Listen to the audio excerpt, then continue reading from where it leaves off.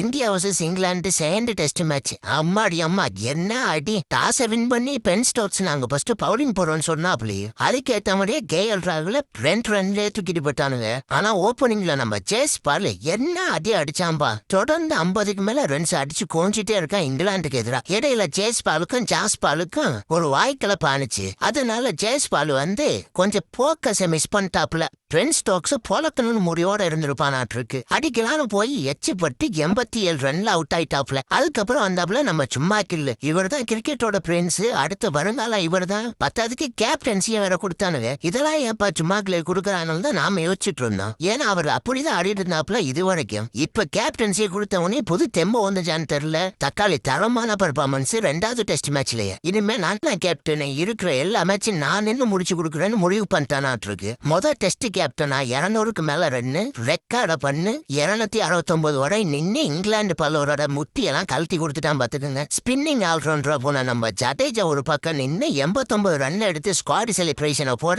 நம்ம தமிழ்நாட்டு பையன் வாஷிங்டன் சுந்தர் ஒரு பக்கம் திடமா நின்று 42 ரன்னுக்கு மேல அடிச்சு இந்தியாவோட ஸ்கோரை 587 ரன் ஆக்கி விட்டானுங்க. ஒரு ஓடியா இங்கிலாந்து பேட்டிங் வர ஓவர்லயே ஆகாச ஆழத்தை பொலன்னு பொழந்துட்டானுங்க.